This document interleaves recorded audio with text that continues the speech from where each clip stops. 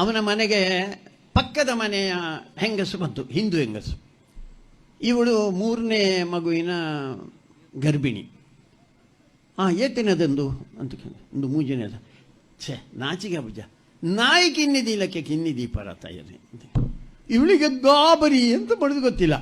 ಅದೇ ಆಚೆ ಮನೆಯಲ್ಲಿ ಒಬ್ಳು ಬ್ಯಾರ್ತಿ ಇದ್ಲು, ಅವಳಿಗೆ 6ನೇದಾಗಿ 7ನೇದು ಗರ್ಭಿಣಿ ಅವಳು. ಅವರು ಹೋಗಿ ಕೇಳಿದ್ರ ಈ ಕಿನ್ನಿದಿಲ್ಲ ನಾಯಿ ಕಿನ್ನಿದಿಲ್ಲಕ್ಕೆ ದೀಪನ ಅಂತ ಕೇಳೋ ಧೈರ್ಯನೇ ಇಲ್ಲ. 2ನೇದು ಅವರು ಹೇಳ್ತಾರೆ ಅದು ಅಲ್ಲನಿಗೋಸ್ಕರ ಅಂತ. ಸಾರ್ವಜನಿಕ ಸಭೆಯಲ್ಲಿ ಪ್ರಚೋದನಾಕಾರಿ ಭಾಷಣ ಮಾಡಿದ ಆರೋಪದಲ್ಲಿ ಕಲ್ಲಡ್ಕ ಪ್ರಭಾಕರ್ ಭಟ್ ವಿರುದ್ಧ ಮಹಿಳಾ ಹೋರಾಟಗಾರ್ತಿ ಈಶ್ವರಿ ಪದ್ಮುಂಜ ಅವರು ಸಂಪ್ಯ ಪೊಲೀಸ್ ಠಾಣೆಯಲ್ಲಿ ದೂರು ದಾಖಲಿಸಿದ್ದಾರೆ.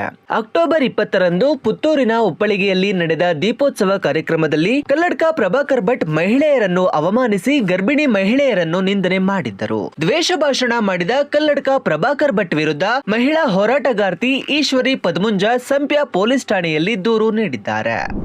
ಸರ್, ಮೊನ್ನೆ ಉಪ್ಪಳಿಗೆಯ ಒಂದು ದೀಪೋತ್ಸವ ಕಾರ್ಯಕ್ರಮದಲ್ಲಿ ಪ್ರಭಾಕರ್ ಭಟ್ ಕಲ್ಲಡ್ಕ ಅವರು ಇವತ್ತು ಅವರು ಒಂದು ವಿಚಾರವನ್ನು ಪ್ರಸ್ತಾಪ ಮಾಡುತ್ತಾ ಮಹಿಳೆಯರನ್ನು ಭಾರಿ ಎತ್ತರಕ್ಕೆ ಏರಿಸಿದ್ರು. ಪುಣ್ಯಭೂಮಿ ಅದು ಇದು ಎಲ್ಲ ಸೇರಿದ್ರು. ಆ ಲಾಸ್ಟ್ ಹಂತದಲ್ಲಿ ಒಂದು ಮಹಿಳೆಯನ್ನು ಪ್ರಶ್ನೆ ಮಾಡ್ತಾರೆ ಅಂತ ಹೇಳಿ ಆ ಒಂದು ಇವತ್ತು ಹೆಣ್ಮಕ್ಳು ಒಂದು ಹಿಂದೂ ಮಹಿಳೆಗೆ 3 ಜನ ಮಕ್ಕಳು ಇರುವಾಗ ಒಬ್ಬರು ಬಂದು ಕೇಳಿದ್ರು, ನಾಯಿ ಮರಿ ಹಾಕಿದಕ್ಕೆ ಹಾಕುದಾ ಅಂತ ಕೇಳಿದ್ರು. ಅದೇ ಪಕ್ಕದ ಮನೆಯಲ್ಲಿ ಒಬ್ರು ಮುಸ್ಲಿಂ ಮನೆಯಲ್ಲಿ 7 ಜನ ಮಕ್ಕಳಿದ್ರು, ಅವರನ್ನ ಯಾಕೆ ಈ ರೀತಿ ಪ್ರಶ್ನೆ ಮಾಡಲಿಲ್ಲ ಅನ್ನುವಂಥದ್ದು ಅವರ ಪ್ರಶ್ನೆ ಇರುವಂಥದ್ದು. ಇಲ್ಲಿ ಇವರು ಒಂದು ಧರ್ಮದ ಮಹಿಳೆಯನ್ನು ಪ್ರಶ್ನೆ ಮಾಡಬೇಕು ಅನ್ನುವಂಥ ವಿಚಾರವನ್ನು ಇಟ್ಕೊಂಡೆ ಹಿಂದೂ ಧರ್ಮದ ಹೆಣ್ಮಕ್ಳ ಮೇಲೆ ನಡೆದಿರುವಂತಹ ಒಂದು ಅವರ ಹೇಳಿಕೆ ಸರಿಯಲ್ಲ ಅನ್ನುವಂಥದ್ದು ಇಲ್ಲಿ ನಾವು ಕಂಪ್ಲೇಂಟ್ ಅನ್ನು ಕೊಟ್ಟಿರೋದು. ಯಾಕಂತ ಹೇಳಿದ್ರೆ ಒಂದು ಧರ್ಮದ ನಾನು ಗುತ್ತಿಗೆದಾರ ಅನ್ನುವಂಥವ್ರು ಒಂದು ಧರ್ಮದ ಬಗ್ಗೆ ಮಾತಾಡ್ತಾ ಮಹಿಳೆಯರನ್ನು ಇನ್ನೂ ಕೂಡ ಇವರು ಯಾವ ರೀತಿ ಇವರ ಮನಸ್ಸಲ್ಲಿದೆ ಅಥವಾ ಯಾವ ರೀತಿ ಶೋಷಣೆ ಮಾಡ್ತಿದ್ದಾರೆ ಅನ್ನುವಂಥದ್ದು ಅವರ ಹೇಳಿಕೆಯಲ್ಲಿ ಗೊತ್ತಾಗ್ತದೆ. ಯಾಕಂದ್ರೆ ಹೆಣ್ಣಿನ ಒಂದು ಮಹಿಳೆಯ ಮೇಲೆ ಗೌರವ ಇರೋರು ಈಗ ಅವರ ಮನೆಯಲ್ಲಿ ಕೂಡ ಮಹಿಳೆಯರಿದ್ದಾರೆ. ಅದ್ರ ಜೊತೆಗೆ ಅವ್ರು ಹೇಳ್ತಾರೆ, ನೀವು ಹೆಚ್ಚು ಮಕ್ಕಳನ್ನು ಹಡಿಬೇಕು. ಒಂದು ಘಟನೆಯನ್ನು ಪ್ರಸ್ತಾಪ ಮಾಡ್ತಾ ಹೇಳ್ತಾರೆ, ನನ್ನ ಫ್ರೆಂಡ್ ಒಬ್ರು ಸಿಕ್ಕಿದ್ರು, ಅವರ ಮಕ್ಕಳು ಮದುವೆಗೆ ಎಷ್ಟು ವರ್ಷ ಆಯ್ತು, 7 ವರ್ಷ ಆಯ್ತು. ಆ ಮಕ್ಕಳು ಎಷ್ಟು ಇಲ್ಲ, ಮುಖ ನೋಡ್ಕೊಳ್ತಾರೆ, ಆ ಮಕ್ಕಳಿಲ್ಲ, ಬೇಕಂತ ದೂರ ಮಾಡಿದ್ದು. ನಿಮಗೆ ಗಮ್ಮತ್ತು ಮಾಡ್ಲಿಕ್ಕೆ ಆದ್ರೆ ನೀವು ಮದುವೆ ಯಾಕೆ ಆಗ್ತೀರಿ, ಬೇರೆ ವ್ಯವಸ್ಥೆ ಇಲ್ಲ ಅಂತ ಹೇಳಿ ಹಾಗಂತ ಹೇಳುವಾಗ ನಾವು ಇಲ್ಲಿ ಪ್ರಶ್ನೆ ಆಗುವಂಥದ್ದು, ಇವರು ಅನೈತಿಕತೆಗೆ ಇವರು ಸಪೋರ್ಟ್ ಮಾಡುವಂಥವ್ರ ಇವರೊಂದು ವಿಚಾರವನ್ನು ಪ್ರಸ್ತಾಪ ಮಾಡ್ತಾ ಅವ್ರಿಗೆ ಮಕ್ಕಳು ಬೇಕಾ ಬೇಡ ಅಂತದ್ದು ಅದು ಗಂಡು ಹೆಣ್ಣಿಗೆ ಬಿಟ್ಟ ವಿಚಾರಗಳು. ಅದನ್ನು ಇನ್ನೊಬ್ರು ಬಂದು ನೀವು ಮಕ್ಕಳು ಮಾಡ್ಕೊಳ್ಳಿಲ್ಲ, ಯಾಕೆ ನಿಮ್ಮ ಇದಕ್ಕೆ ಬಯಕೆ ಈಡೇರಿಕೆಗೆ ನೀವು ಈ ವ್ಯವಸ್ಥೆ ಬೇಕಾಗಿಲ್ಲ ಅಂತ ಹೇಳುವಂಥದ್ದು. ಇದು ಕೂಡ ಹಿಂದೂ ಧರ್ಮದ ಅವಹೇಳನೆ ಬಿಟ್ಟರೆ ಬೇರೆ ಹಿಂದೂ ಧರ್ಮ ಕಟ್ಟುವಂಥದ್ದಲ್ಲ. ಇನ್ನು ಅವರು ಎಷ್ಟು ಇತಿಹಾಸವನ್ನು ತಿರುಚದೇ ಇದ್ದಾರೆ ಅಂತ ಹೇಳಿದ್ರೆ, ಅದೇ ರೀತಿ ನಾವು ಕ್ರಾಂತಿಕಾರಿಗಳಂತ ಹೇಳ್ತಿದ್ದೇವೆ.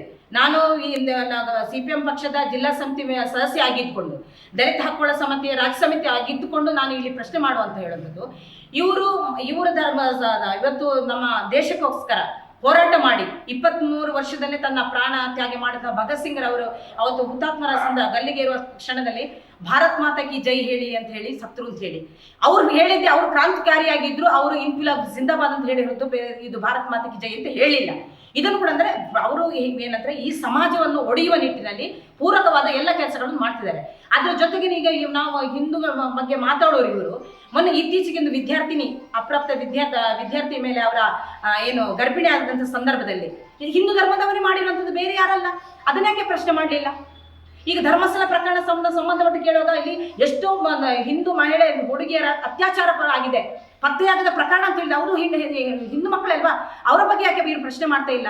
ಅಂದ್ರೆ ಇವರ ಉದ್ದೇಶ ಏನಂತದ್ದು, ಆ ವಿಚಾರ ವೇದಿಕೆ ಏನು ಸರಿಯಾಗಿತ್ತ, ದೀಪ ಅಂದ್ರೆ ದೀಪ ಹಚ್ಚುವುದು ಅಂತ ಹೇಳಿದ್ರೆ ಕತ್ತಲೆಯಲ್ಲಿರುವಂಥ ಯಾವುದೇ ವಿಚಾರಗಳು ಬೆಳಕು ಬರಲಿ, ಅದು ಯೋಚನೆ ಇರ್ಬೋದು ಅಥವಾ ಒಂದು ಅವರ ಮನಸ್ಥಿತಿ ಇರ್ಬೋದು, ಅದು ಒಳ್ಳೆಯ ರೀತಿಯಲ್ಲಿ ಬರಲಿ ಅಂತ ಹೇಳಿ ಇವತ್ತು ಹಿಂದೂ ಧರ್ಮ ಬೇರೆ ಬೇರೆ ಧರ್ಮಗಳನ್ನು ಹುಟ್ಟು ಹಾಕಿದೆ. ಅಂದ್ರೆ ಎಲ್ಲರಿಗೂ ಕೂಡ ಸಮಾನತೆಯನ್ನು ಸಾರಿದೆ. ಎಲ್ಲಿ ಕೂಡ ಹಿಂದೂ ಧರ್ಮವರು ಅವರು ಮುಸ್ಲಿಮರು ಕನಿಷ್ಠ ಅಥವಾ ಸಿಖ್ರು ಕನಿಷ್ಠ ಅಥವಾ ಪಾರ್ಸ್ ಅಥವಾ ಜೈನರು ಕನಿಷ್ಠ ಅಂತ ಯಾವುದೇ ಕ್ರಮಗಳು ಒಂದು ಧರ್ಮಕ್ಕೆ ಪೂರಕವಾಗಿ ಇಟ್ಕೊಂಡು ನಾವೆಲ್ಲ ಸಹಬಾಳ್ವೆಯಲ್ಲಿ ನಡ್ತಿರುವಂತ ಇರುವಾಗ ಇಂಥ ಹೇಳಿಕೆಗಳು ಅದು ಕ್ರಿಯೇಟ್ ಮಾಡುವಂತಹ ಅವಶ್ಯಕತೆ ಇವರಿಗೆ ಏನಿತ್ತು? ಹಾಗಾಗಿ ನಾವು ಹೇಳುವಂಥದ್ದು ಇಲ್ಲಿ ಮಹಿಳೆಯರ ನಿಂದನಾಗಿದೆ. ಅದು ಮುಸ್ಲಿಂ ಮಹಿಳೆ ಇರ್ಬೋದು, ಹಿಂದೂ ಮಹಿಳೆ ಆಗಿರ್ಬೋದು, ಇವರು ಮಹಿಳೆಯನ್ನು ಇನ್ನೂ ಕೂಡ ಭೋಗದ ವಸ್ತು ಅನ್ನುವಂಥದ್ದು ಕನ್ಸಿಡರ್ ಮಾಡಿರುವಂಥದ್ದು ಇವರ ಮನದಲ್ಲಿ ಇವರು ಹೇಳುವ ಮಾತುಗಳಲ್ಲಿ ಅರ್ಥ ಆಗ್ತದೆ ಅನ್ನುವಂಥ ರೀತಿ ಆ ರೀತಿಯಾಗಿ ನಾವು ಹೇಳುವಂಥದ್ದು ಇದು ಮಹಿಳೆಯರಿಗೆ ತುಂಬಾ ನೋವಾಗಿದೆ. ಈ ರೀತಿ ನಾಯಮಾರಿಗಳನ್ನು ಹೆತ್ತಾಗಿ ಅಂತ ಪ್ರಶ್ನೆ ಮಾಡಿದೆ, ಅವ್ರು ಹೇಳಿಲ್ಲ, ಇನ್ನು ಯಾರೋ ಒಬ್ರು ಹೇಳಿದಾರೆ ಅಂತ ಹೇಳಿದ್ರು, ಅದು ಅವ್ರು ಕ್ರಿಯೇಟ್ ಮಾಡಿರುವಂಥದ್ದು. ಅದಕ್ಕೆ ದಾಖಲೆಗಳೆಲ್ಲ ಅವರಲ್ಲಿಲ್ಲ. ಅವ್ರು ದಾಖಲೆ ಕೊಡಬೇಕಿತ್ತು. ನೋಡಿ ಈ ಥರ ಕೇಳಿದಾರೆ ಅಂತೇಳಿ ಯಾವುದು ದಾಖಲೆಗಳಿಲ್ಲ. ಹಾಗಂತ ಹೇಳುವಾಗ ಇವ್ರು ಹೇಳಿದನ್ನು ಈ ಸಮಾಜ ಒಪ್ಪಿಕೊಳ್ಬೇಕಾ ಅಥವಾ ಪ್ರಶ್ನೆ ಮಾಡಬಾರ್ದಾ? ಅವರು ಇವರು ಇಷ್ಟು ಒಂದು ಹಿಂದೂ ಮಹಿಳೆಯರ ಪರವಾಗಿ ಇರ್ಬೋದು, ಮಹಿಳೆ ಪರವಾಗಿ ಮಾತಾಡುವವರು ಅವರ ಮನೆಯ ಮಕ್ಕಳನ್ನು ಹೇಗೆ ನಡೆಸ್ಕೊಳ್ಳಿರುವುದು ಅದಕ್ಕೊಂದು ಹೊಡಿದೆ. ಹಿಂದೂಗಳು ಹೆಚ್ಚು ಮಕ್ಕಳನ್ನು ಹೆರಬೇಕು ಅಂತ ಹೇಳ್ತಾರೆ. ಸ್ವಾಮಿ ನಾನು ಕೇಳ್ತೀನಿ, ನಿಮಗೆ ಮಕ್ಕಳೆಷ್ಟು ಸ್ವಾಮಿ? ನಿಮ್ಮ ಮಕ್ಕಳಿಗೆ ಮಕ್ಕಳೆಷ್ಟು? ನಿಮಗೆ ಇರೋದು ಒಂದು, ಆಯ್ತಾ? ನಿಮ್ಮ ಮಕ್ಕಳಿಗೆ ಎಷ್ಟು ಇತ್ತು ಗೊತ್ತಿಲ್ಲ, ನಿಮ್ಮನಿಗೂ ಕೂಡ ಹೆರಿಗೆ ಮಾಡ್ಬೋದಲ್ಲ. ಇಲ್ಲಿ ಹೆರಿಗೆ ಪ್ರಶ್ನೆ ಅಲ್ಲ. ಒಂದು ಮಗುವನ್ನು ಹೆತ್ತರೆ ಆ ಮಗುವನ್ನು ಭವಿಷ್ಯದ ದೃಷ್ಟಿಯಲ್ಲಿ ಎಲ್ಲವನ್ನು ಇವರಿಗೆ ಕೊಡ್ಲಿಕ್ಕೆ ಸಾಧ್ಯ, ಖರ್ಚು ವೆಚ್ಚಗಳನ್ನು ತುಂಬಿಸ್ಲಿಕ್ಕೆ ಇವರಿಗೆ ಸಾಧ್ಯ ಇದೆಯಾ? ಒಂದು ಮಗುವನ್ನು ಹೆತ್ತರೆ ಅವ್ರ ಶಿಕ್ಷಣ, ಅವಳ ಆರೋಗ್ಯ, ಅವರ ಬದುಕು, ಅದರ ಒಂದು ಹಂತಕ್ಕೆ ತಲುಪಿ ಎಷ್ಟು ಖರ್ಚು ಅನ್ನುವಂಥದ್ದು ಇವರಿಗೆ ಗೊತ್ತಿದೆಯಾ? ಹೆರ್ಬೇಕು ಅಂತ ಹೇಳ್ತಾರಲ್ಲ, ಈ ಸಮಾಜದಲ್ಲಿ ಇನ್ನೂ ಕೂಡ ಬಡವರು ಮತ್ತು ಶ್ರೀಮಂತರ ಅಂತರಗಳು ಜಾಸ್ತಿ ಆಗ್ತಿದೆ. ಯಾಕೆ ಇದನ್ನು ಪ್ರಶ್ನೆ ಮಾಡ್ತಿಲ್ಲ? ಬಡವರಿಗೆ ಆಗಿ ಇರುವಂತಹ ಯಾವುದು ಯೋಜನೆಗಳು ತರ್ತಿದ್ದಾರೆ ಅಥವಾ ಒಂದು ಮಹಿಳೆಯ ಒಂದು ಅಭಿವೃದ್ಧಿಗಾಗಿ ಇವರು ಏನೇನು ಕೆಲಸ ಮಾಡಿದ್ದಾರೆ?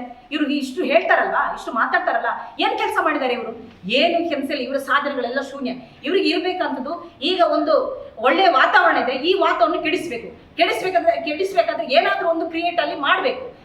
ಈ ಹುನ್ನಾರವನ್ನು ನಾವು ಖಂಡಿತವಾಗಿ, ನಾನು ದಲಿತ ಹಕ್ಕು ರಾಜ್ಯ ಸಮಿತಿ ಸದಸ್ಯ ಆಗಿದ್ದುಕೊಂಡು CPM ಪಕ್ಷದ ಜಿಲ್ಲಾ ಸಮಿತಿ ಸದಸ್ಯ ಈ ಘಟನೆಯನ್ನು ಅವ್ರು ಏನು ಹೇಳಿಕೊಟ್ಟು ಅದನ್ನು ಖಂಡಿತ ವಿರೋಧ ಮಾಡ್ತೇವೆ.